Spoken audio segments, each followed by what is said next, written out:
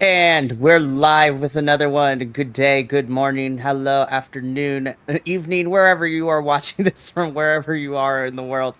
And welcome to the second ever Progressives review. Where, of course, as you can tell by the lovely screen here, we're two, gentlemen of esteemed prestige and just love of wrestling because we're wrestling nerds are here to review some more Progress Wrestling. So, welcome to another Grapple Gurus, where we review pretty much any pay-per-view or PLE that we can get our little hands on. And the Progressive team is here tonight to review Progress Wrestling Chapter 178, Fix Your Hearts. I'm so excited to talk about this. I am your host, Mikey, and of course, it's only fair. He brought me into the world of GCW, so now I am bringing him into British wrestling. Well, I mean, he's been here for a while now. But my other, and probably my better half when it comes to all of this, Andrew is here this evening. Hi, Andrew. I'm excited to have you back. It's been a hot minute. Yeah, no, I was gonna say it feels like it hasn't been that long, but I realize it's just been a while since we've covered wrestling. We've met up for non-wrestling activities, but it's been a while. Since, I think the last thing we did was maybe the last Progress show. So Yeah, actually, now that I think about it, I think the last time wrestling-wise that me and you got to do anything together was My Own Destiny back in February. But hey, look, we're 2 for 2 now. We're back with another one with Fix Your Hearts, and there's so much more to come. Progress just announced all their summer shows, and we're going to try to find a way to keep going on top of it too, but I'm excited. Oh my goodness, but we are here to review Fix Your Hearts, which is the most recent chapter of Progress Wrestling. So we're going to get into all the highs, the lows, the drama of it all. And also, we're going to go in depth and talk about how we can never see dog squeaky toys the same ever again. But also, the way that I love that Progress divides these into chapters, we also have developments of feuds and storylines leading into next chapters, but we don't have to watch a weekly show to get there. So I was like, you know what? I can follow this. It's not that bad. Some are good, some are we need them a little bit to develop a little bit more. But before we get into the review proper, if you like what you see on your screen or don't, we like to hear from anybody and everybody. But if you want to see what other shenanigans that we get into, you can check out our social medias. Look up BC WrestlePod. We're pretty much anywhere and everywhere.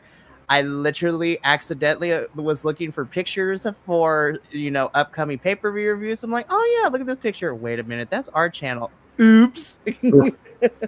So Google has somehow managed to put us on Google, so I don't know if I should be afraid or excited. But if you want more stuff, you can check out all those social medias where we do report cards for the weekly shows and the pay-per-views and the PLEs, out of context clips that surely will not come to haunt us down the line as we get bigger and grow. But hey, you know what? We know we would make it as a YouTube and Twitch channel if our past clips come to haunt us and people try to cancel us. That is a sign of doing something right, is when the internet tries to cancel you. Though I don't want to be canceled yet. My little ego couldn't, and my little state of mind would not be able to handle it. But we also have merchandise too. Link in the description below. The summer collection, even though we're in the middle of spring, is about to drop because, like fashion designers, they are one season ahead, which I don't understand. But that's what we're going to happen. So summer 2025 merch will be dropping at the end of April. And I'm excited for some new designs and just some chicanery and tomfoolery. Also, I am pushing my agenda, AEW. If you do not give me the Thunder Rosa and Timeless Tony Storm shirt that I want, you bet your bottom dollar that we will capitalize it here and create our own. But I digress. So with that all out of the way, let us jump into it. So before we get into the match-by-match play, Andrew, what were your... so once you got a chance to watch Fix Your Hearts, Progress Wrestling, this is our second show. Without going too much into it, how did you feel going into Fix Your Hearts based on what we were given from the preview of the card? Overall, the lineup was pretty exciting. I was very interested to see how some of the matches were going to go. There were at least half the matches in here were kind of before we got into the night were following up on storylines that we had from previous shows, and then I feel like even more of the matches that we got later on that did seem like it from the bat either continued other stories or created new stories that we've now seen are going to build into their next big show, which is their Las Vegas show, which, that week in a couple of weeks is going to be a crazy week for everybody in wrestling. But it was, I was excited to see it. It had me excited. There were multiple people. I think every match either had at least one person that I was looking forward to seeing, and that might have just been because I wasn't as familiar with whoever they were facing, or I was really excited to see the match as a whole. And in regards to the stories and everything, I noticed in this card especially, they did a really good job of like filling me in on the history of some of the stuff that happened, especially during the pandemic, that I wasn't watching Progress at the time. So I feel like they've done a really good job. They continue to kind of fill in their history in such a way that it feels natural, and it goes with the stories that are happening now, and gets me more interested in the people that I'm getting more and more familiar with. I have to agree with you there, of course, because prior to this, during the pandemic and even coming out of it as well, I've kept up with Progress, but more so like vicariously through their social medias and their things like that. So I am familiar with some of the key players. I was familiar with the things that came during the pandemic era and then a little bit after that. But I also love, and might be biased because I've always wanted to cover Progress here, but it makes it so easy to jump in where you don't have to know like all the lore and all the players and all the characters in order for you to get it, like some of the bigger promotions, especially here in the States, do.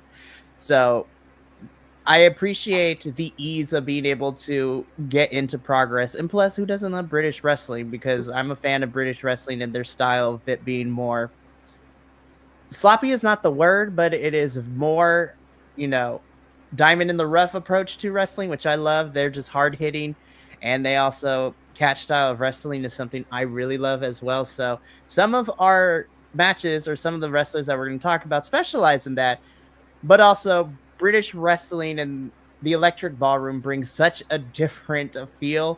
Also, as somebody who's watching it on their computer screen, that just makes me feel, damn, I need to go to the UK and I need to find my way into the Electric Ballroom for one of these shows. I'm telling you, international crowds just do it. I can never look at US fans again. I was like, y'all failed. You suck. I'm just saying. Yeah, I will say, I feel like, Progress especially, but I feel like British wrestling is, and not just British wrestling, because, we've seen some of the French promotions and things like that too.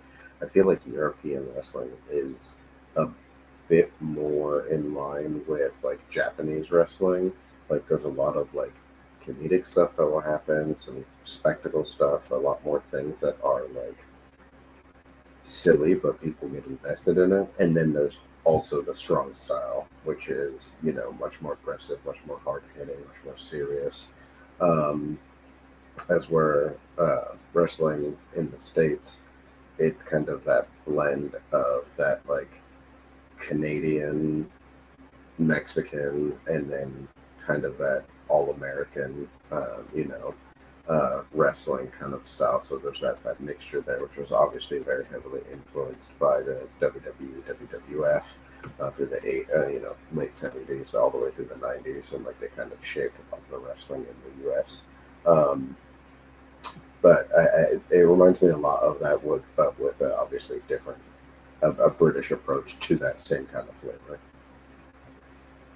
I 100% agree, and it's been a really fun journey now that we get to be more involved with Progress and be able to actually watch to keep up with it. So it's been a fun ride.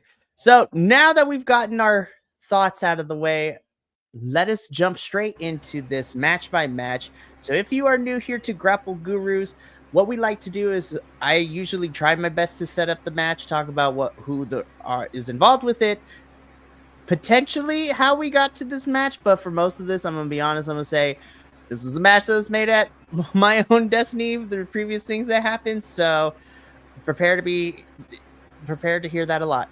But without further ado, let us get on with the review.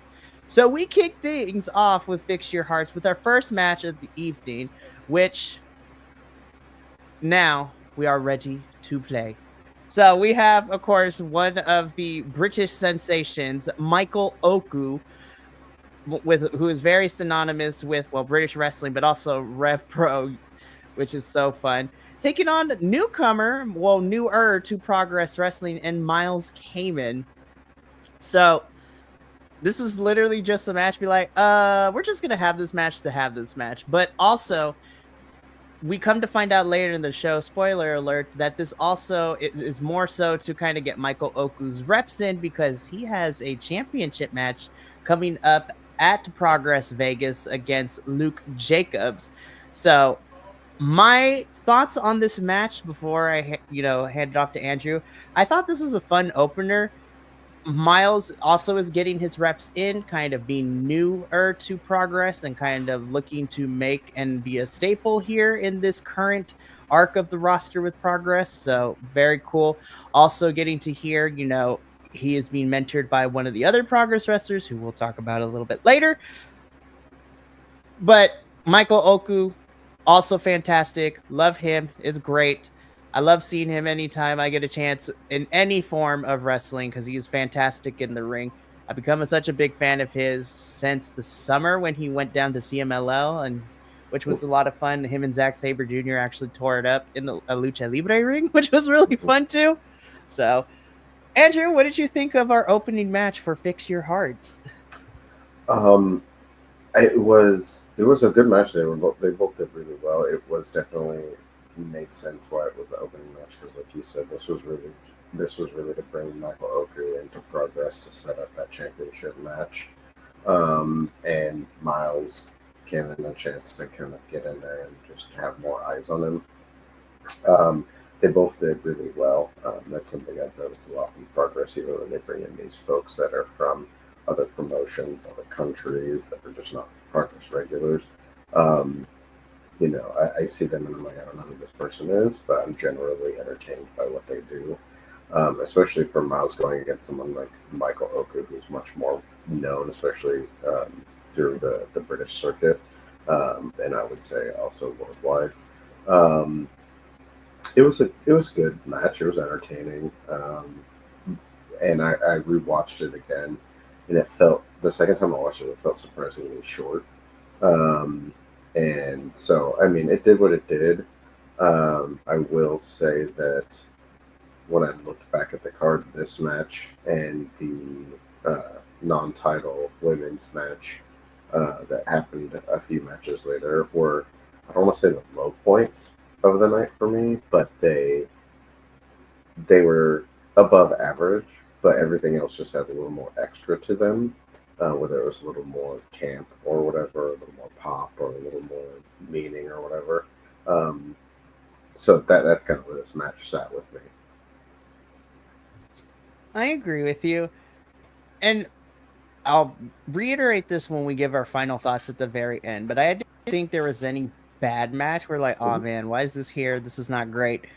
But I agree with you that other matches on this card definitely either had more camp to it or more intensity to it, which we'll talk about a couple of them down the line. But I think this was a smart way to open up the show from I don't want to say a show perspective because I am not a person at the theater, but if I were booking the show, this would be my opening match. It gets the crowd going.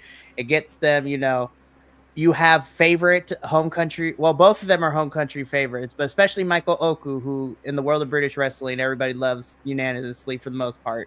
So I think this was a smart way to open the show, and this was fun. And it gives Michael Oku somewhat momentum going into Vegas in 3 weeks where he goes to face Luke Jacobs. So no offense to Miles, but between him and Luke Jacobs, Michael has some work cut out for him because Luke is not going to make it easy for Michael in that match. But that's why I'm also excited to watch it. Even though we're not going to be doing a live watch along a review for it, I'm still going to be watching it because I want to see how that turns out. Because who knows? Progress likes to throw in the surprises every once in a while. But Andrew, you did mention camp, and some match definitely had some camp. So let's just rip the band-aid off. No like subtle introduction.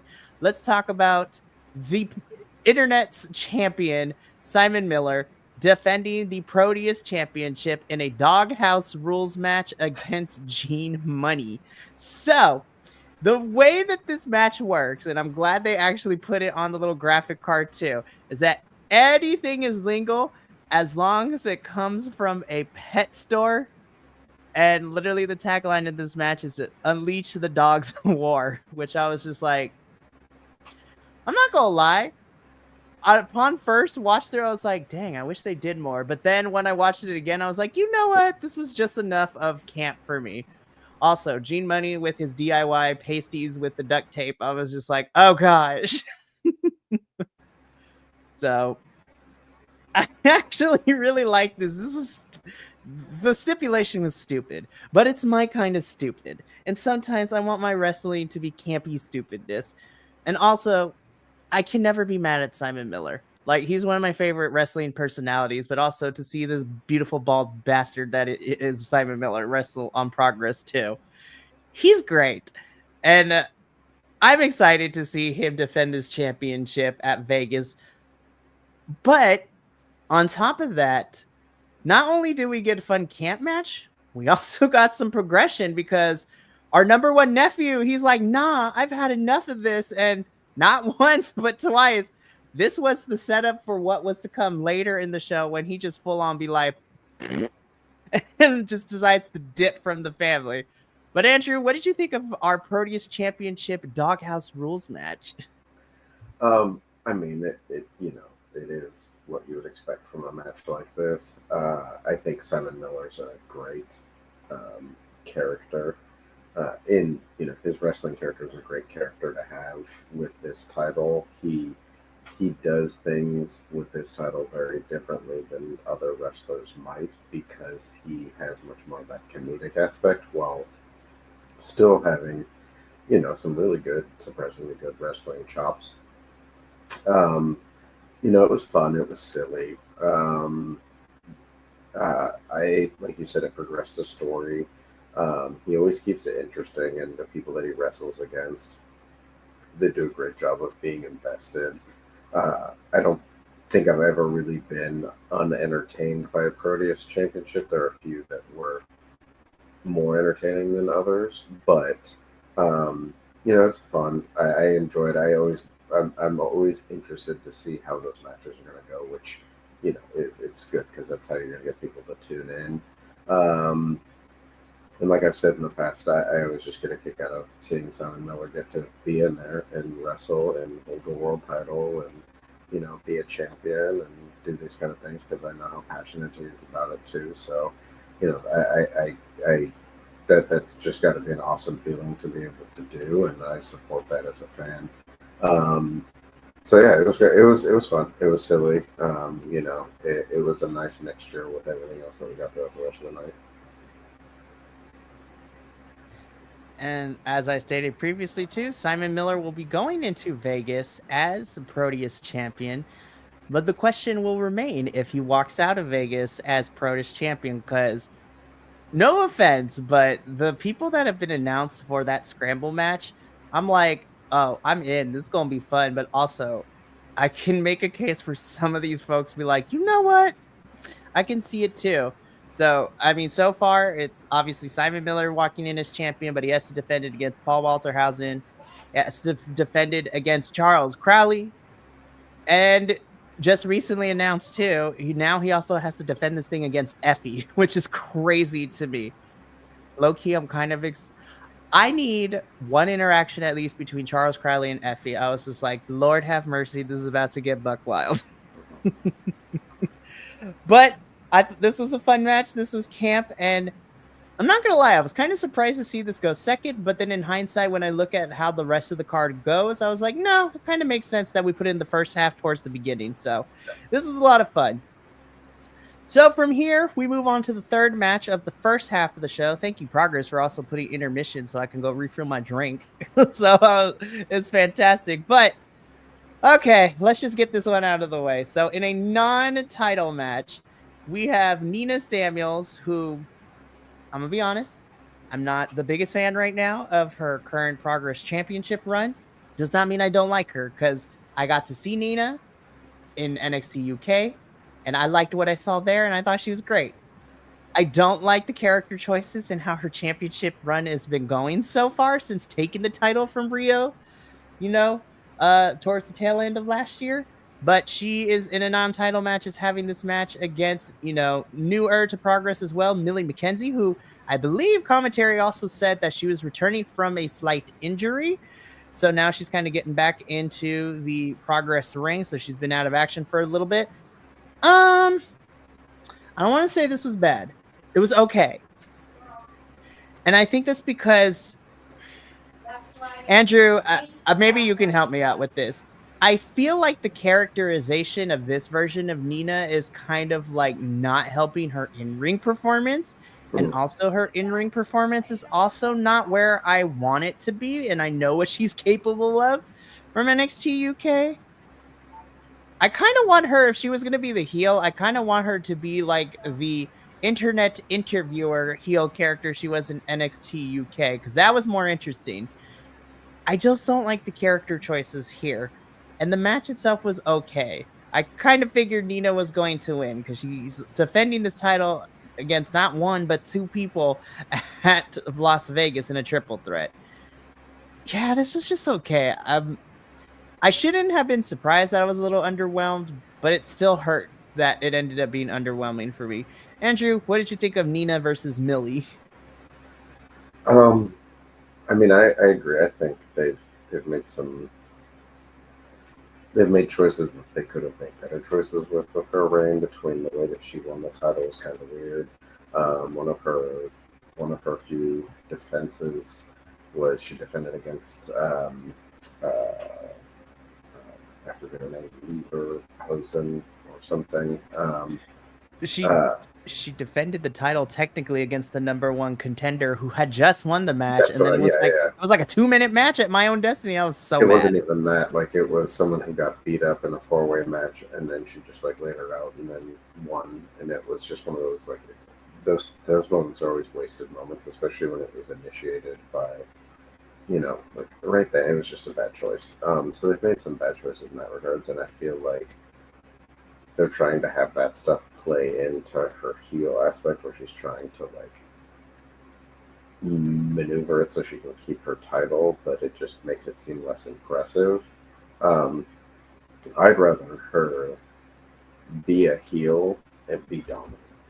And especially because this match was a non-title match, and the fact that she won, it's kind of like, why is it a non-title match? And I understand that Millie McKenzie's not necessarily the number one contender, but it's kind of my issue with Ring of Honor and proving ground matches. It's like, if your champ's already going to win and you don't ever have them defending the title, then if you're going to have them in a match, why not have them just defend the title and pick up a victory? Because, well, I think this match felt like it was a good weekly show match, not necessarily like a PLE pay-per-view style match, a special match, special card match. That being said, I think another thing that hindered it for me was I was more impressed by Millie in this match than by Nina. And that's not to say that I thought the match was bad. Rewatching it again, when they get into the action, they both do well.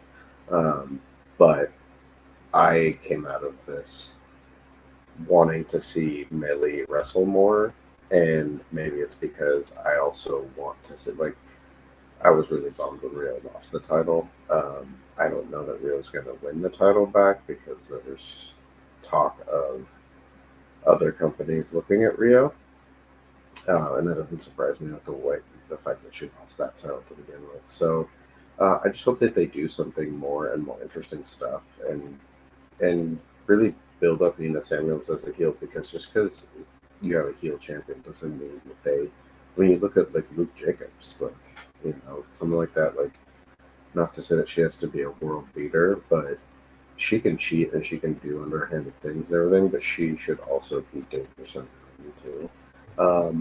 Well, especially when you look at like the last like 3 or 4 champions, or the last 3 or 4 women to hold this championship, which includes the likes of Rio, Kanji, um, Jenny, to Giselle Shaw as well during the pandemic era. Those are some pretty legit women to have that legacy into these Progress Women's Championship. And so I'm not saying that Nina can't do it, but I agree with you that I think Nina there has to be more than what she's currently giving us right now in terms of character choices. And just overall, like, Progress needs to book her in a different way. Cause for me right now, it's not working the way that this current presentation of hers is not working for me. Yeah, it's a little too tropey and not interesting. And you're surrounded by a bunch of interesting characters. So I think they just need to do more with her. Right. So I'm hoping that Nina will be able to showcase a little bit more, especially at Progress Vegas, because now her match against Rio is now a triple threat, because now Nina has to contend with not only Rio, but also somebody else I think is pretty good that we got to see her, well, of course, in ROH, but in other places too, the former Defy Women's Champion, Vert Vixen. So now it's Nina versus Vert versus Rio, which I think on paper should be a fun match. But I'm hoping this is for Nina to kind of take herself up to the next rung of the character presentation, because I think there's a really cool opportunity. I'm just hoping that she capitalizes on it, because again, I agree with you. She doesn't have to be a Luke Jacobs where she's demolishing everybody in her path, but I want her to be not as tropey, like you said. So I agree with you there. And I also agree, Millie McKenzie, I need to see more of her. I thought she was good. So, okay. So now that we've gotten that out of the way, let's get into this next match, because good God Almighty. This is why tag team wrestling is actually kind of great internationally, because it's actually, dare I say, good and not watered down. But this is basically a tag team match between two teams that have been beefing for months now in Progress. And it all culminates here in this no ropes, I quit match. So basically equivalent to an NXT Underground match, but actually good. So we have, of course, Lyco's Jim and taking on the team of Nico and Mills. And again, there is a level of creativity when you're able to, without making yourself bleed like you are here in the States, to make inanimate objects look very deadly and more lethal than they actually are by selling it. I will never look at ropes the same way again. I was like, oh my gosh, this man is getting choked out. Somebody give him some air. I thought this was fantastic. I love the creative spots that we got here, but also these are 4 men who want to kill each other, but they're also in a tag team format. So it's nice to see when tag team matches are actually tag team matches with tag team people. That is all I'm going to put out there. But I love this match. This was one, if I had to pick a top 3, this would be somewhere in my top 3. Still don't know where it would place on the 1, 2, or 3 scale, but we're far enough in. I fucking love this match. Andrew, what did you think? Yeah, I mean, I was thinking about it earlier today and thinking about my top matches, and I definitely think 2 of my top matches were this match and the main event, and I realized that they're both tag team matches, so that might have something to do with my bias towards tag team matches. But also, like you said, like, it's just nice to see tag teams wrestle, not just 2 people thrown together as a team. Both these teams are really good. Having seen this feud kind of build up, because I really got to see it in their last show, and they did a really good job, and they did it for the show too, where they put a good package together, fill you in on the history. They talked about the history through throughout the match. So they really build into it, and it helps fill you in if you don't know as much about it. and they did a good job of really just having some really good fun spots, playing with the difference of the ring with no ropes. Did some high spots off the ring posts, even though there were no turnbuckles.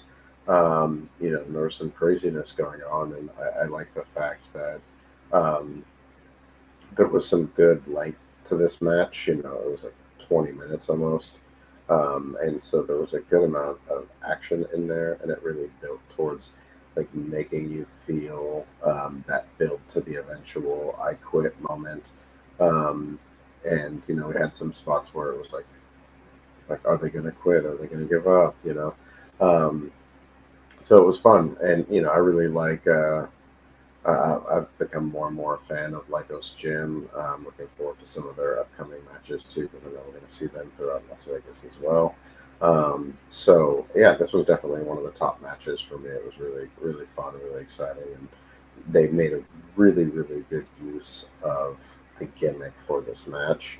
And so I always appreciate that when they really, if you're going to have a stipulation for a match, you should really play into what that stipulation, either how it hinders you or the opportunities that it gives you.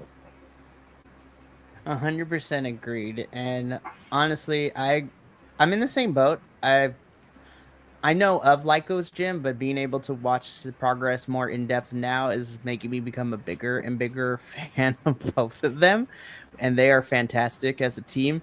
But I also have to give credit to Nico and Mills too, because they both are also fantastic as well. So all around, these four gentlemen put on a really good match. This was again in my top three of the card. And you know what? If down the line we want to run it back again, I will not be upset about it or complain about it. So we move on from this no ropes I quit match into our another gimmick match. God, this is also a Bruno match. This is a last man standing match, and I think this also is probably one of my favorites. I think only because of maybe not necessarily the in-ring stuff, which was pretty good and also was a lot of fun too. But I'm gonna be honest, Andrew. I'm a big sucker of student versus teacher storylines like this, and so we have the teacher and Eddie Dennis taking on the student in Tate Mayfair's. So this has been a match in the making for the last couple of months, even when I started watching Progress, because technically this all started at unboxing last year, where Tate won the Thunder Bastard match, and he got the key to challenge for the Progress World Championship at any time, anywhere, which he quote unquote cashed it in at My Own Destiny to face Luke Jacobs. Unfortunately, Tate was not able to win, but then some words and fists were thrown between Tate and Eddie out of sheer passion and emotion, which has led to this last man standing match between the two. And damn, these two beat the piss out of each other. This was everything I wanted. This was wrestling. This was, to use D&D term, literally two brawlers fighting with each other, as well, with a more brawler style of wrestling. And of course, the student does surpass the teacher in this one. I'm becoming a bigger and bigger fan of Tate every time I see him. I think he is so good. But Eddie Dennis is no slouch too, and I forget that Eddie has been wrestling for a very long time too. And again, I was introduced to him in NXT UK, and I liked what I saw there, and I liked what I saw during this match against Tate. So, Andrew, I toss it to you. What did you think of our student versus teacher last man standing match? I liked it. I did feel like it started a little. I don't want to say slow, so I'll say methodical. Um, and I think part of the reason it felt like that to me was once it picked up, it really, really got going.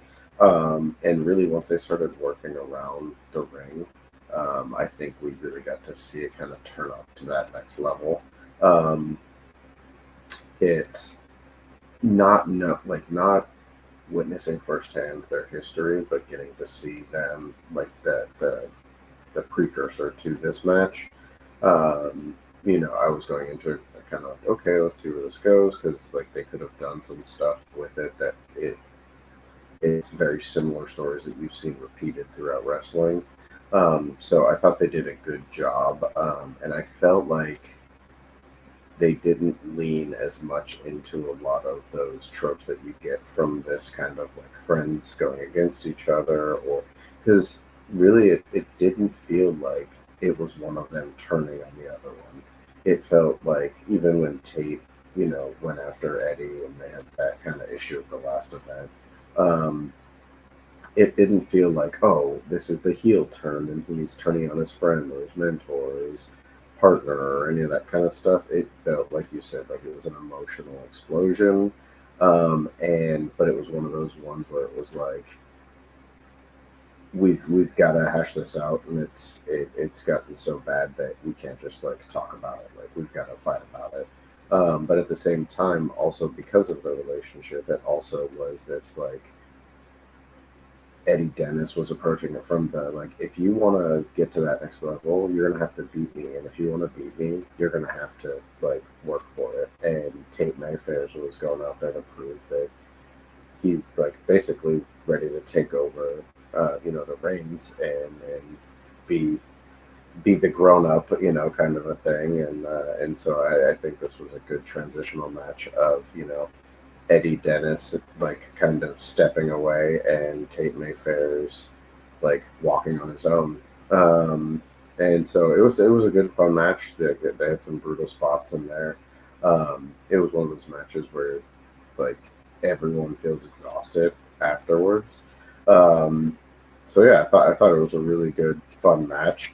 And I thought it was, I think really once we hit the tag team I quit match, everything was just moving forward, kind of all at the same level. Everything was at the same quality going forward all the way through to the end of the show.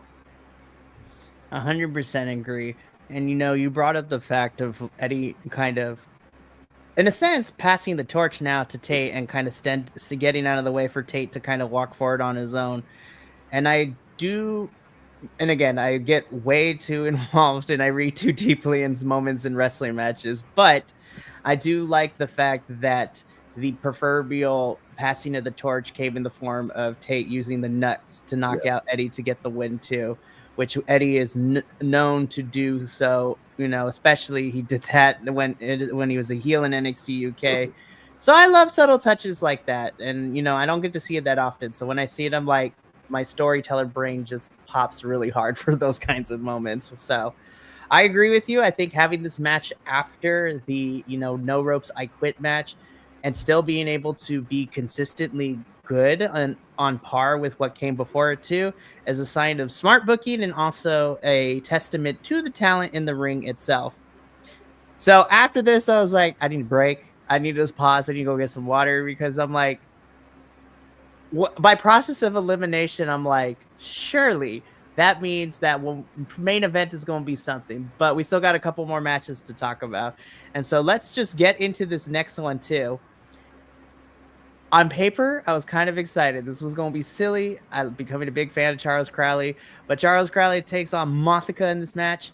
I'm gonna be honest, my biggest critique of this match, I'm kind of sad of how short it was.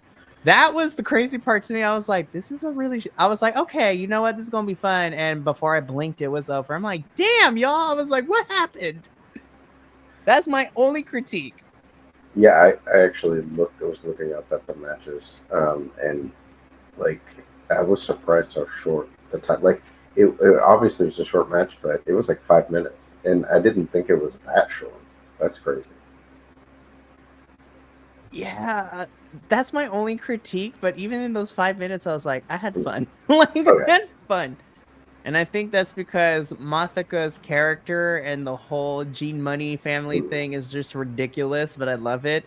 But also, literally, when your moniker is the cheeky bastard Charles Crowley, you have me sold. Like, honestly, it's ridiculous. I love his whole.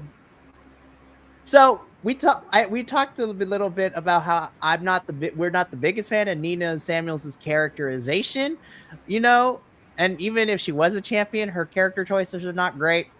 This is the opposite of, to me at least, what good characterization looks like. Charles Crowley knows what he does best. He characterizes very well, but it doesn't come off as inauthentic, and the crowd's behind it too, which is also a big help. But this was fun. I like this. This was a fun match. I just wish it was longer. I will say, I came out of this match being way more a fan of Charles Crowley than I was going into it. And it's not that I didn't like that I disliked him or wasn't a fan of him before, but there was just something, and I think that actually is a credit to what happened in this match.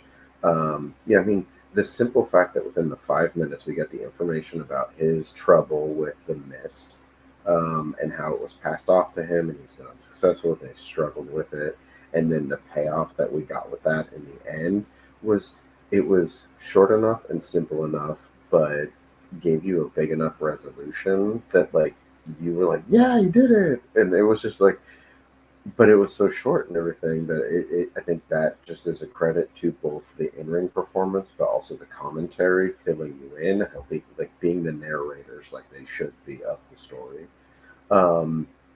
And then the way that they blended in the issues with, you know, Will the Cruz, Gene Money family, Gene Money family, yeah, and all that, and but it didn't take away from the match, and I think it kind of helped it helped that the match, like, it's not like this was a title match. It's not like this was something where you're like, oh, why is the shenanigans getting involved and all this? But it continued also what we had from earlier on in the night. So I think everything just blended really well. And while it was kind of a bummer that it was so short, I think they did a really good job with the storyline outside of the match, the storyline in the match, and the amount of time they did everything that they could with the amount of time that they spent on this match. So I give them credit for that. Like, I'm not a huge fan of short matches, but I think it was a 5 minute match, and they used that 5 minutes so well. I would rather have a 5 minute match like this than a 20-minute match where, 5 minutes in, I'm like, is this match going to be over? But it feels like it's an hour long.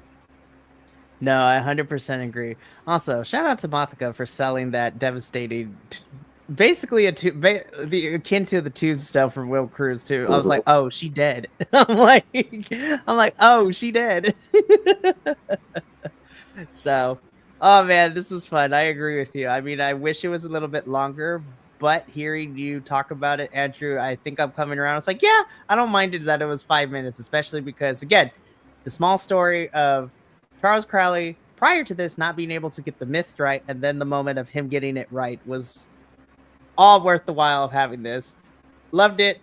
Charles Crowley, we will see you in Vegas in that scramble match for Simon Miller's Proteus Championship. Cannot wait. Also hoping that you enter the Super Strong 16, but we'll talk about that a little bit later. Because right now, don't care what anybody says. This is in my top 3. I am biased as hell because I love me some Car Noir because I'm a weirdo. And also Trent Seven because he is British daddy. Anyways, I'm just happy to see Trent Seven back on my screen wrestling because I was sad when he left TNA, but I am happy to see him here. And my God, I do appreciate commentary, during this match. This is a clash of generations in a sense for Progress Wrestling's history with two established stars in their own right, but you have Trent Seven, who I would say is probably the pillar of one of the pillars of the previous generation of Progress with all the people who've been in it. And then Cara Noir is at the top of this more current generation of Progress wrestlers that we have as well. And I have no notes.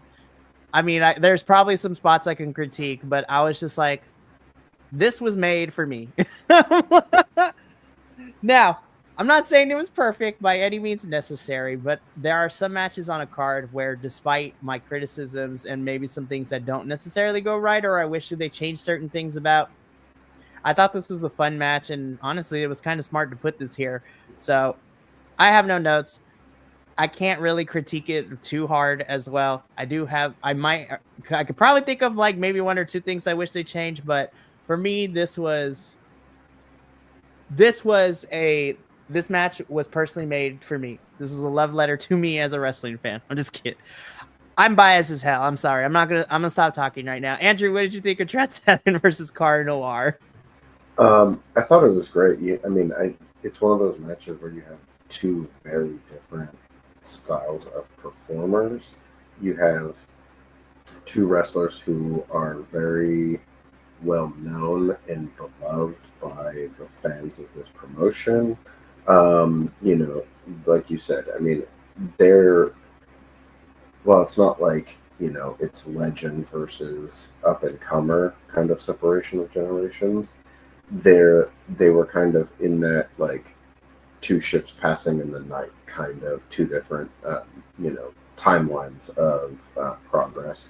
Um, Especially because Trent Seven has gone off and wrestled other places. Like obviously he was part of NXT UK. He was in TNA, so he's been other places. And Car Noir, has had his run through progress and then had an injury and has come back. And so it's like they were just kind of always passing each other. But the way that their styles mixed, because they're so it's just super interesting to watch wrestlers wrestle like this because Car Noir is such a unique character and performer outside of, just in wrestling in general. And Trent Seven is definitely kind of he's one of the, like you said, pillars of that British strong style. Like he is like, when you think of British strong style, like Trent Seven is a perfect example of that style. And so, like, getting to see them wrestle each other was just super fun because there was obviously some character stuff in there.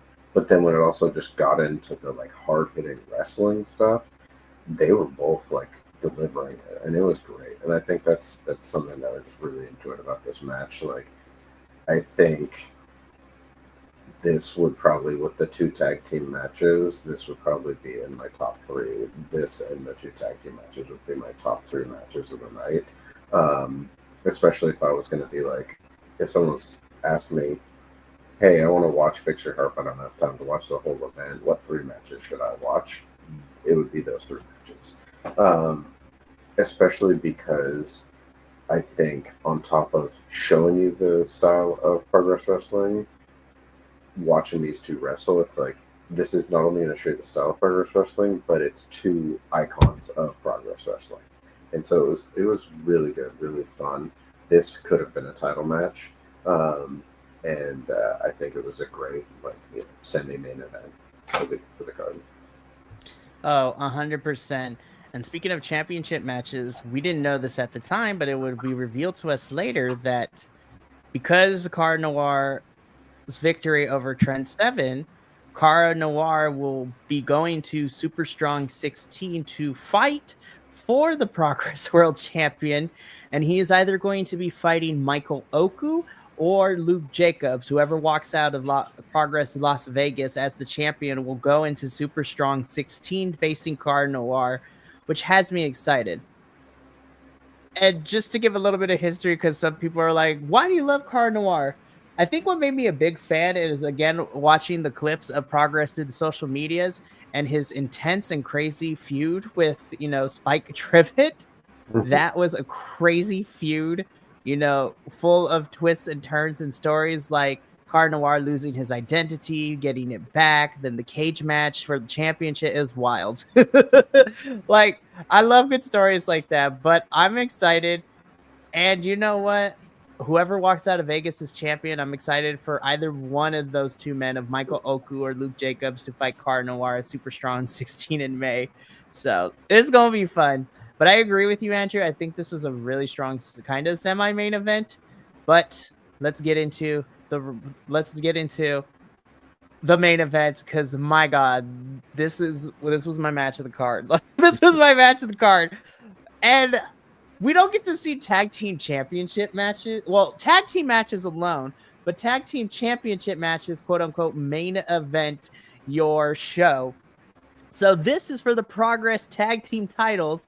And also, I love the little video package we got before the entrances too. This is a 4-year feud, Andrew. This is a rivalry that's spanned 4 years. And these two have been exchanging the titles back and forth this whole entire time. But we have our champions of the Smokin' Aces taking on our challengers of Sunshine Machine.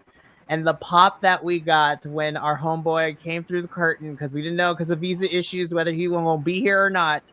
And the fact that he came through, I was like, you cannot have Sunshine Machine lose this one. You just can't. Spoiler alert, Sunshine Machine do win. They are your new Progress Tag Team titles, but Jiminy H. Christ on a cracker. Like, these four were brought it. And just the spots alone that we can talk about, like the Canadian Destroyer-esque onto the stack of chairs was like my moment of the whole entire night in the match. I'm like, oh my God, he is dead. He needs somebody go check on them. Oh my gosh, this is so good. Like, Andrew, help me. I don't know where to start. Like, oh my gosh, this is so good. I mean, realistically, every Canadian Destroyer that we saw in this match was crazy. They had a couple of them that was pretty insane. But yeah, it was the story that they've been telling, made Sunshine Machine such good face underdogs. The fact that they've never won a match against Smoking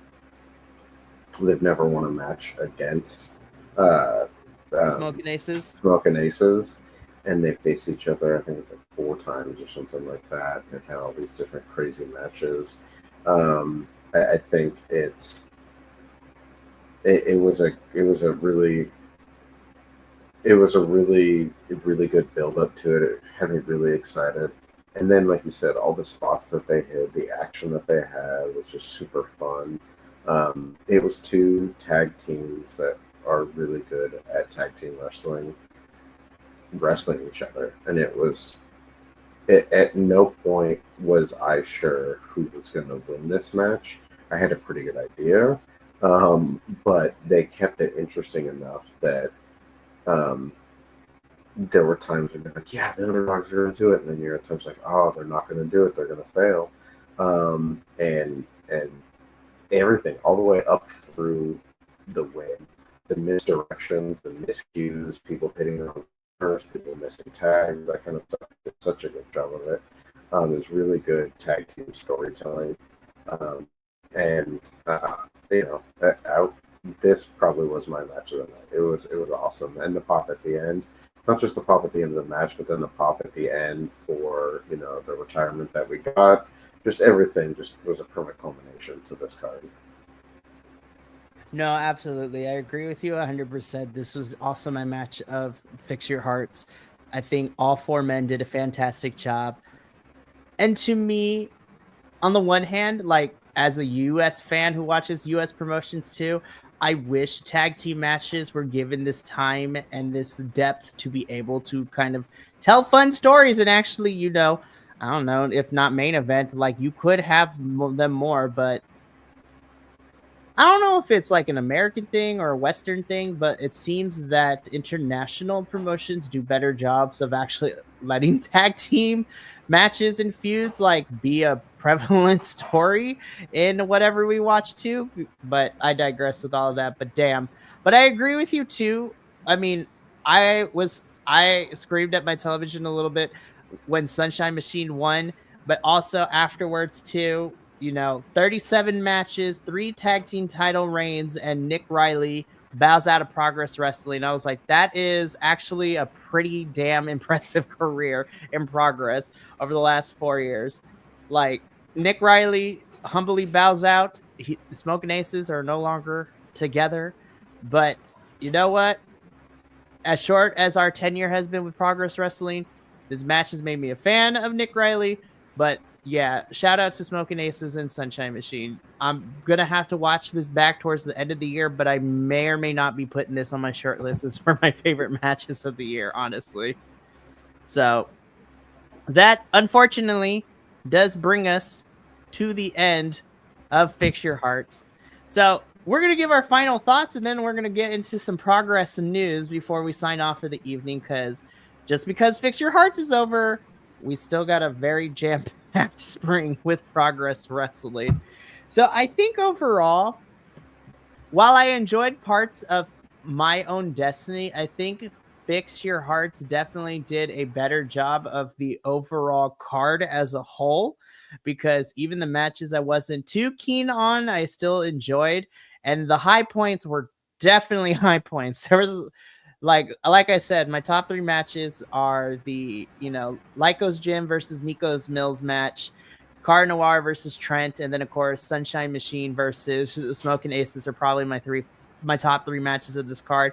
But even everything else is fantastic. And again, because Progress divides their shows up into these chapters, you don't have to be following years of lore to be able to understand or get it, or to be able to invest yourself into it.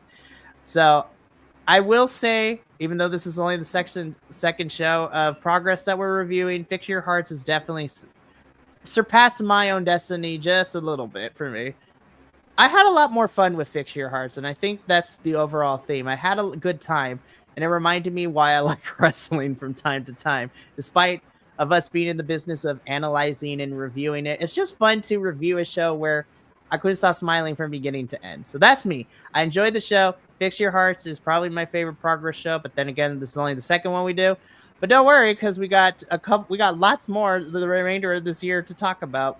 But Andrew, what did you think of Fix Your Hearts? What are the highs, the lows, and everything in between? I mean, I think, like you said, I agree with you on the top three matches. Like I already said, it was fun. It was a fun card. I enjoyed it. I feel like of the Progress shows that I've watched, it had the least amount of lulls. Um, Part of that for some of the more recent ones that I've watched, I think were happening around holidays too. So there's a little more like silliness that happened with the audiences that were there and things like that. But all in all, it was a really fun show. If I was going to grade this as a Progress show, I would probably give it like a low A. If I'm going to grade it as a wrestling show, so in other words, taking into consideration what I would consider from all of the other wrestling that I watch, I would give this like a high B. There was a lot of really good fun action, a lot of good quality. I appreciate, and this is something that I really appreciate from GCW and Defy as well, that I think some of the other independent wrestling can kind of step up is, for the most part, Progress. I appreciate the quality of the technical quality that we get from it. I'm really becoming a fan of their commentary team, and their roster is super good. It makes me more a fan of the product and the performers every time I watch their shows. So I think that is the direction that it should be in. And so I think Fix Your Heart definitely continued that. I'm really excited to see.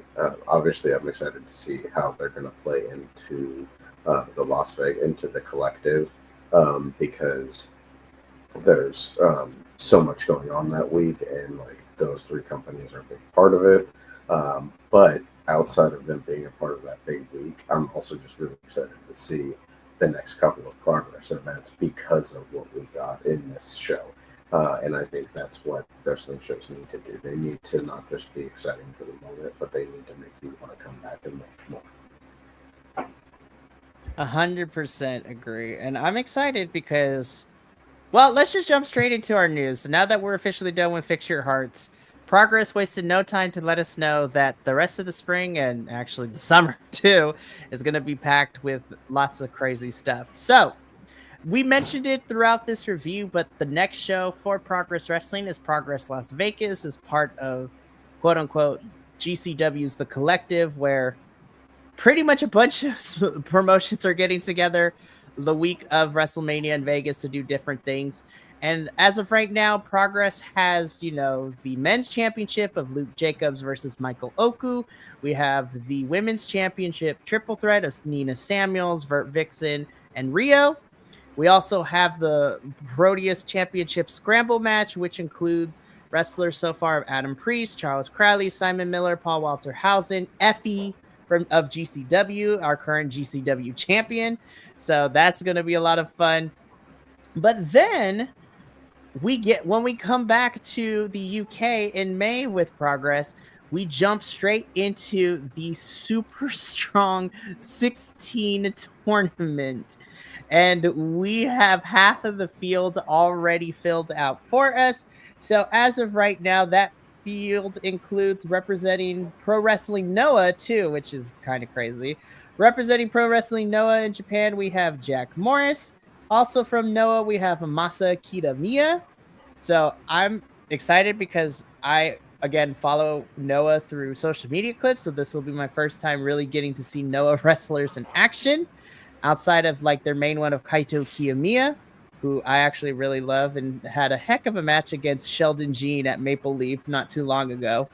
But besides those two, we also have someone new to me, but I've heard good things about him, the Spanish star himself, Zozaya, which I'm excited to see what he does. Of course, we have the youngest in charge, Leon Slater, also in this match, in this tournament as well. Progress's Ethan Allen is also in here, which is excited.